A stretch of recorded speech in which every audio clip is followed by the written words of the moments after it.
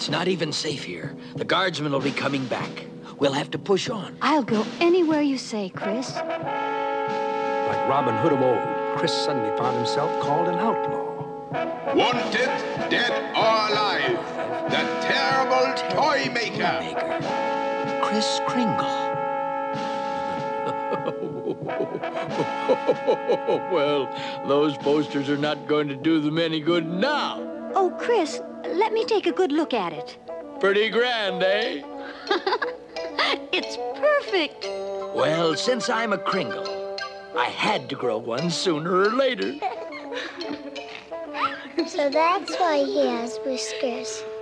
Ah, but you should not use your Kringle name. It's dangerous. Not call myself Kringle? What other name would suit me? There is one. You were wearing this when we found you as a baby. See what it says? Claus. Claus? Your real name. You must use it now. I knew it. I knew it. That's where he got his name from. Mm-hmm. And it was that name he asked Jessica to share. It was that name Jessica agreed to take as his wife. Jessica. Oh, she became Mrs. Santa Claus. It was a lovely wedding. Yes, sir. They held it on Christmas Eve. And since no town would welcome them, they stood before the Lord in the silent winter woods. And a grove of pine trees was their cathedral. They put all that pretty stuff onto the pine trees. And then Chris and Jessica placed their wedding gifts to each other under the trees. No church ever looked nicer. Oh, please. Let me have just a little magic.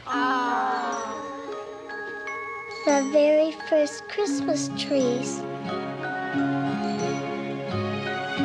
What better way to tell you how much you mean to me than a token of affection placed beneath the Christmas tree. The custom started long, long ago, when first the wise men three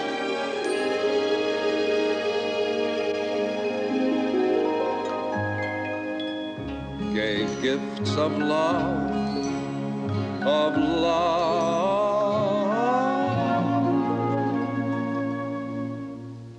to a newborn baby.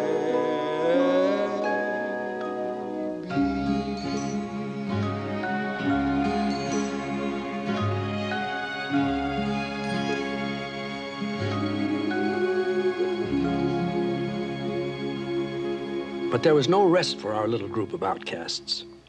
Soon they were forced up beyond the reaches of civilization, up far past the most northern city, past where even most animals live, up to the North Pole.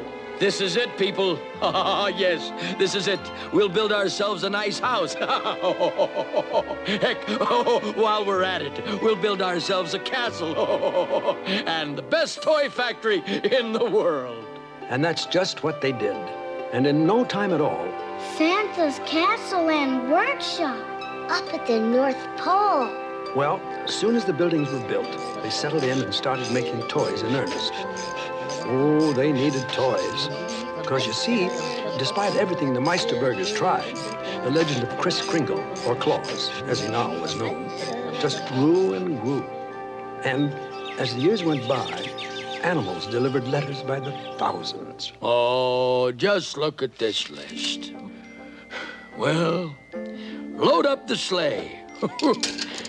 This is the 4th trip this month. You see, he still had to travel by night because he was considered an outlaw.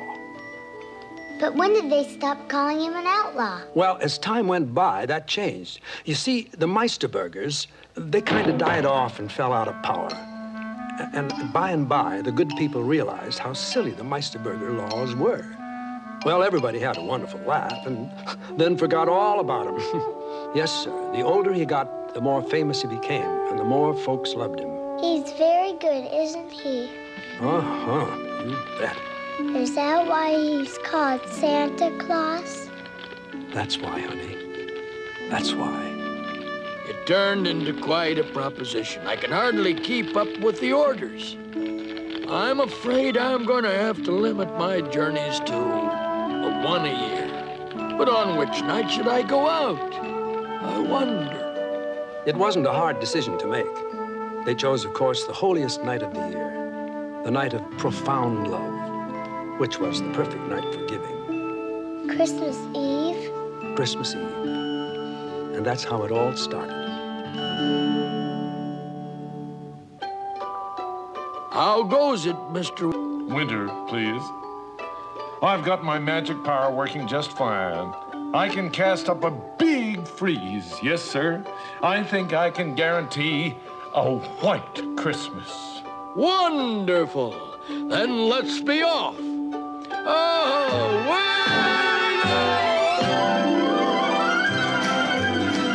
And that is the story of Santa Claus.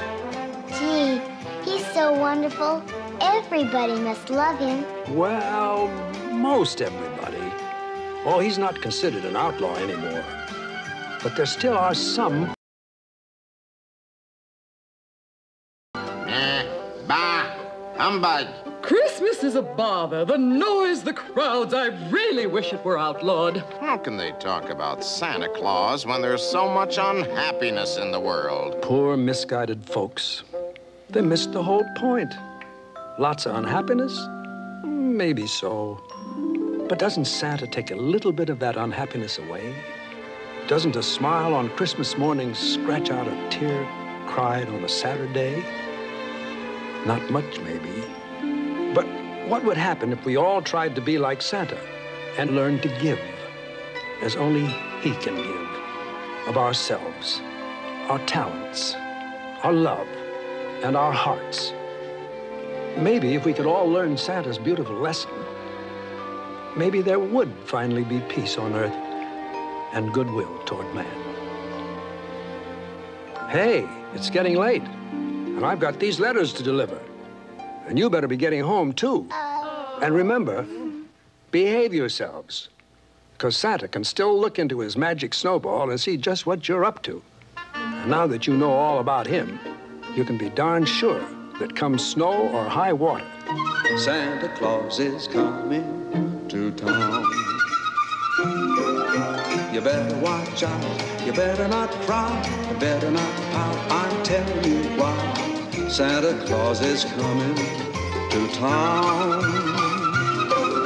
He's making a list and checking it twice. He's gonna find out who's naughty and nice. Santa Claus is coming to town. He sees you when you're sleeping. He knows when you're awake. He knows if you've been bad or good, so be good for goodness sake. Oh, you better watch out, you better not cry, you better not pout, I'm telling you why. Santa Claus is coming to town. With little tin horns and little toy drums, hooty toot toots and rowdy tum tums, Santa Claus is coming to town. And curly-headed dolls, the toggle and cool, elephants, boats, and kitty cars too. Santa Claus is coming to town.